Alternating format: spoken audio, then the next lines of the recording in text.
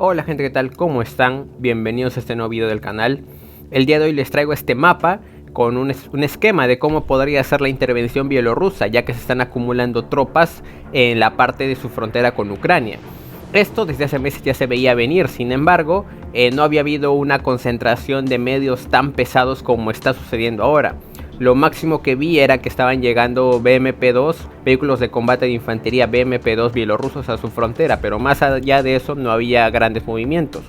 Hoy sí está sucediendo eso, un aproximado de 70.000 tropas bielorrusas se están agrupando en la frontera, juntamente con 9.000 tropas rusas, que estas tropas rusas vienen de la parte de la movilización que se ha dado ordenada por Vladimir Putin, su presidente. Entonces, para ya no hacerlos esperar más, la situación es la siguiente: hay un aproximado de 70.000 tropas bielorrusas que se asume que ha habido una especie de movilización en Bielorrusia, ya que sus fuerzas no ascendían a más de 60.000.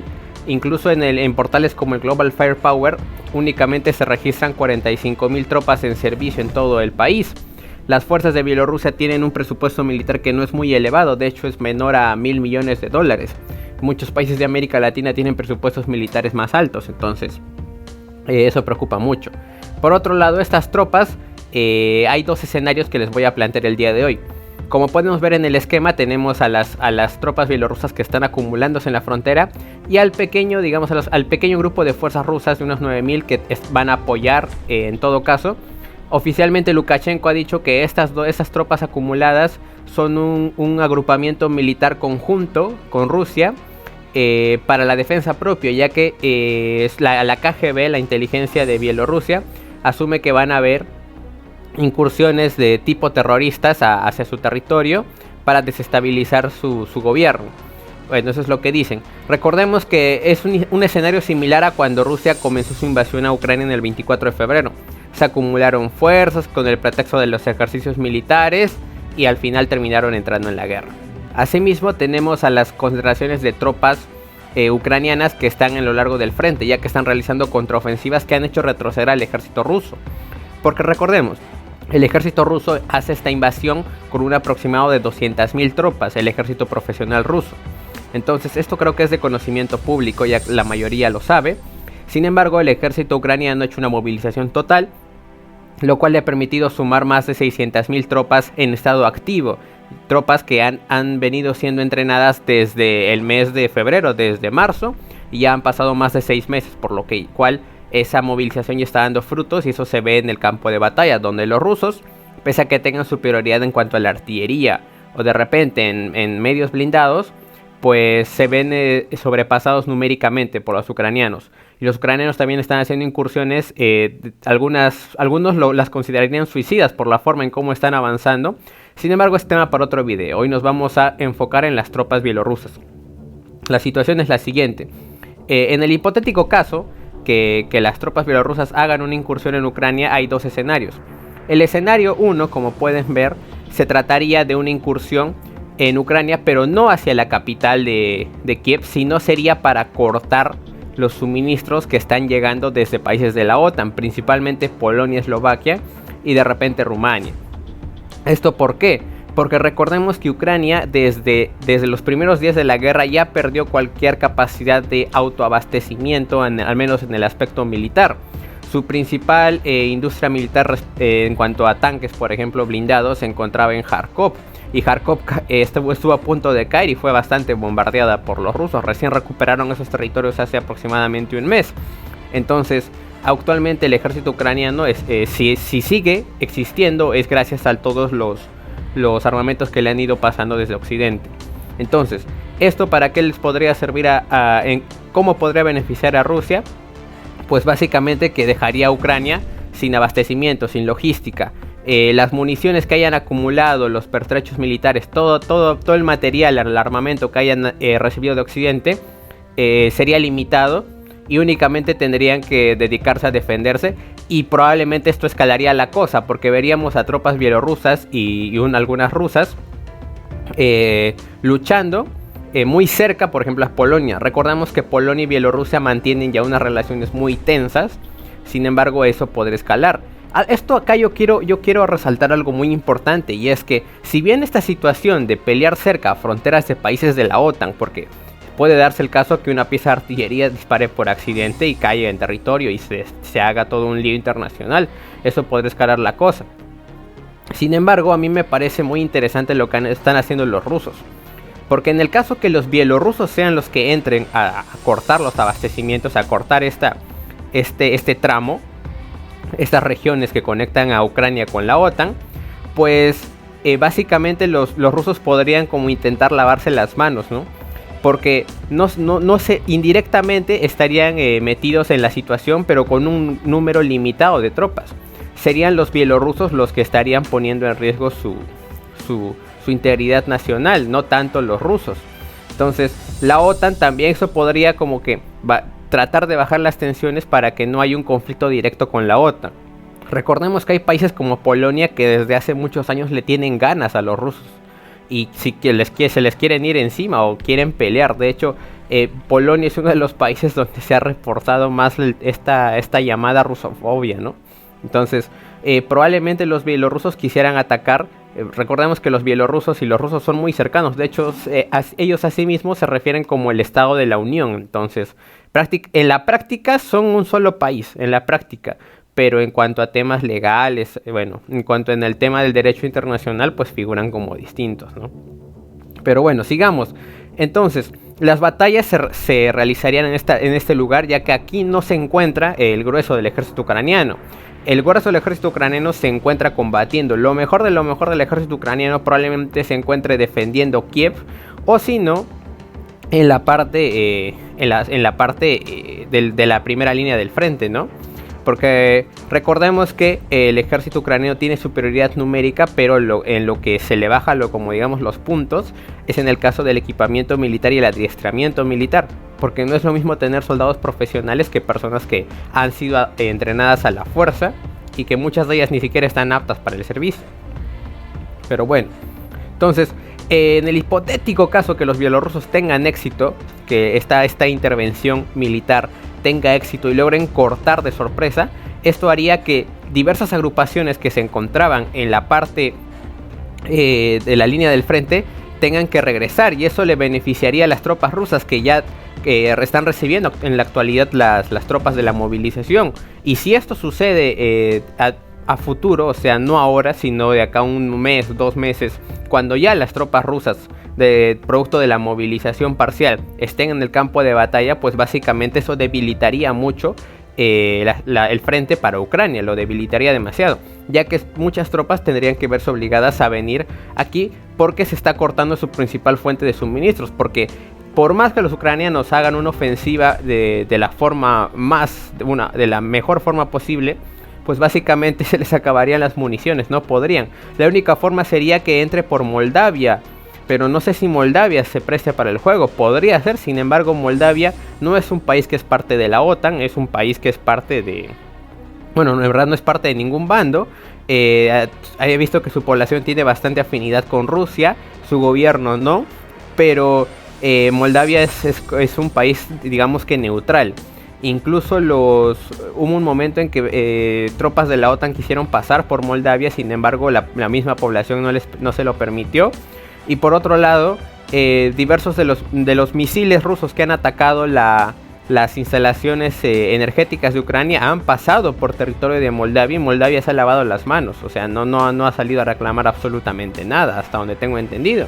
Entonces, probablemente Moldavia no se preste para que el armamento de la OTAN pase por su territorio, es lo más probable.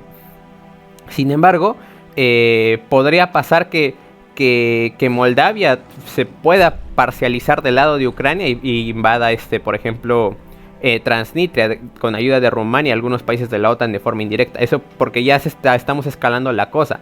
La situación se escala una vez que los bielorrusos entren muy cercanos a las fronteras con los países de la OTAN. Pero en el hipotético caso que tengan éxito, pues esto sí le pondría las cosas muy difíciles a Ucrania. En el escenario 2 tenemos la incursión bielorrusa, pero hacia la capital, hacia Kiev. Recordemos que los rusos ya estuvieron en Kiev, estuvieron muy muy cerca de la ciudad en sí, En la región sí estuvieron. De hecho, se tuvieron un gran desgaste en realidad en Kiev. Pero es que originalmente los rusos, como les dije, tenían 200.000 tropas desplegadas en Ucrania. Actualmente la situación es mucho peor, diría yo, porque miren, por un lado tenemos a las 300.000 tropas rusas que ya en la actualidad ya acabó la etapa del llamamiento. Se supone que ahorita todos ya están en los centros de entrenamiento y muchos de ellos ya están, muchos batallones de la movilización ya están en la línea del frente, ya se están acomodando, ya están teniendo sus últimos entrenamientos en las regiones que Rusia ha anexado este último mes. Asimismo, recordemos que hay tropas de la parte rusa que también se están acumulando en su vecino Bielorrusia. Y si sumamos a las 70.000 tropas de Bielorrusia, y eso sumamos las otras 150.000 a 200.000 tropas que todavía se encontraban en Ucrania, pues tenemos un número bastante elevado de tropas. Esto, sin duda, como lo dijo el Estado Mayor ucraniano, eso pone en grave riesgo a Kiev, ya que diversas agrupaciones de tropas que han estado luchando y recuperando territorio tendrían que volver desesperadamente a defender la ciudad. Y aquí el éxito bielorruso en realidad se puede tomar de varias formas, porque el simple hecho de que consigan desviar la atención de las tropas ucranianas ya constituye, digamos, una gran ventaja para los rusos, porque en el hipotético caso que los rusos aprovechen eso y comiencen a hacer ofensivas a gran escala ya con un número de tropas más elevado, pues básicamente podría poner fin a la guerra de forma más rápida. Y imagínense, o sea, que los rusos tomen Kharkov, terminen de tomar Kherson, eso llamaría mucho la atención. Eso pondría en graves aprietos a Ucrania y los bielorrusos simplemente podrían retirarse, porque recordemos que el objetivo ruso en la actualidad no es anexarse a Ucrania, no es ni siquiera tomar el control directo de la capital.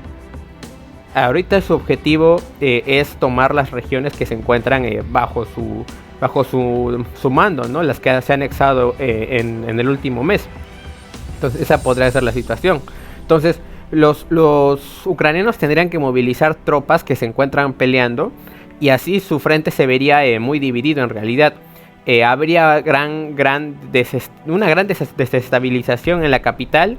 No sabemos en verdad cómo reaccionaría el gobierno, cómo reaccionaría Zelensky, ya que ya sucedió una vez que básicamente cuando Zelensky se vio contra las cuerdas, cuando el ejército ruso estaba entrando en un número mucho menor del que ahora tiene, básicamente incluso Zelensky dijo que Ucrania ya no iba a entrar a la OTAN y dio marcha atrás en muchas de sus intenciones originales respecto a Ucrania. Sin embargo, conforme fue pasando el tiempo y vio que había una oportunidad de frenar a las tropas rusas, pues básicamente ya se deshizo de este miedo, ¿no? Más aún cuando los rusos se retiran de Kiev. Pero ahora la situación puede tornarse aún más compleja. Por otro lado, como les digo, los rusos podrían aprovechar esos huecos dejados en el frente por parte de las tropas ucranianas para poder avanzar, ya que recordemos que las tropas ucranianas dependen de los suministros de Occidente. Entonces muchos de esas armas que tienen los ucranianos se verían dispersas, habría un gran desorden, una gran conmoción en medio de toda esta línea del frente. Los rusos podrán aprovechar. Sin embargo, acá yo le pongo estas interrogaciones en Kherson, porque en la actualidad hay una situación, y es que hay una represa de agua que podría terminar inundando la ciudad de Kherson. Es más, en la actualidad ya se está evacuando a la población civil de la ciudad de Kherson hacia Rusia, porque básicamente hay ese peligro de que se inunde, de que los ucranianos vuelen esa presa y que el río termine inundando la propia ciudad de Kherson. Eso está en un riesgo latente. Incluso el famoso general Armagedón lo ha mencionado. He subido la entrevista a este mismo canal de YouTube, si desean vayan a verla, a este canal.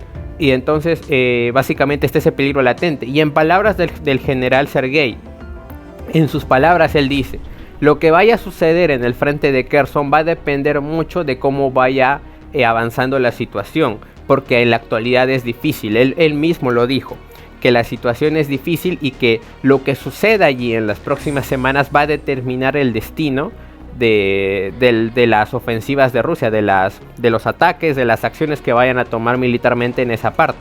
Pero por eso es que le pongo el signo de interrogación, porque si bien eso podría inundar la ciudad de Kherson, tampoco le permitiría a los ucranianos, digamos, hacer ofensivas, ya que se tendrían una barrera natural. Entonces podríamos decir que este frente se vería como que suspendido, clausurado por el momento. Sin embargo, en el Donbass y en el frente de Lugansk, Kharkov, esa es otra historia, porque los rusos ahí podrían realizar avances a mayor profundidad. Y si nos ponemos aún, pero más optimistas del lado de los rusos, digamos, recordemos que hay tropas que no están oficialmente consideradas en la operación militar especial, como la llama el Kremlin, pero que están en sus guarniciones tradicionales en la frontera con Ucrania, en las regiones de Belgorod, por ejemplo. Entonces, todas estas tropas que son acumuladas, llegado el momento, si la intención del Kremlin es acabar con la guerra lo más antes posible, podrían entrar a la región de Sumy, por ejemplo, que ya estuvieron ahí tropas rusas, y terminar básicamente con la guerra. O sea, porque recordemos, a quien le conviene que la guerra termine lo más pronto posible es a Rusia. A Rusia le conviene terminar esta guerra lo más pronto posible, anexarse todos los territorios que tiene que anexarse según ellos de Ucrania, y tomar la influencia, tener el control de Kiev al menos de manera indirecta con un presidente títere, ¿no? Más aún si tomamos en cuenta las tropas de Bielorrusia que están entrando. Entonces, el papel de los bielorrusos aquí podría ser el de distracción o también el de desgaste de las tropas ucranianas. Y esto bajaría la moral en realidad mucho, porque en la actualidad las tropas ucranianas están sufriendo muchas bajas en el frente, están perdiendo muchos hombres, si bien ganan territorio están perdiendo muchos hombres. Y eso en realidad hace acordar a tiempos de la Unión Soviética, pero bueno, ese es tema para otro video. Así que estos serían los dos escenarios que he contemplado que podrían suceder en el hipotético caso que Bielorrusia entre a la guerra, que ya no está nada fuera de la realidad, porque ya las fuerzas se están acumulando, están llegando tropas de la movilización rusa. Es que eso es lo que me llama más la atención, son tropas que Putin oficialmente dijo que eran de la movilización, se están movilizando para entrar en Ucrania. Entonces, si tú movilizas tropas y parte de esas las mandas a Bielorrusia, donde, oh casualidad, Bielorrusia también está movilizando un número considerable de tropas, 70.000 tropas a la frontera con Ucrania, pues creo que ya eso sí es un motivo para que Ucrania se preocupe, y su Estado Mayor lo ha tomado en cuenta. Sin embargo, no sabemos cuál va a ser el próximo movimiento de los bielorrusos, ni de Rusia, ni de Ucrania. Ellos también deben de estar muy preocupados, y Occidente también. Así que podrían cortarle el paso, como lo tenemos aquí, cortarle el paso de los suministros, o si no, atacar Kiev y acabar con el centro de mando político. Porque si tú acabas con las cabezas, acabas con el mando en realidad, pues básicamente generas anarquía dentro del mando. O sea, ¿a quién le deben lealtad los soldados una vez que la capital ha caído? O sea, es un golpe sistemático, es un golpe moral. O sea, eso termina con gran cantidad de las acciones que haya pensado tomar Ucrania. Pero bueno, chicos, espero que les haya gustado este video, espero que no se haya tornado muy largo, y bueno, gracias por todo. Voy a tratar de subir material así más seguido, y espero que les haya gustado. Cuídense, recuerden darle like al video, Dios los bendiga, y comenten y compartan. Su hermano Delegación Latinoamericana se despide.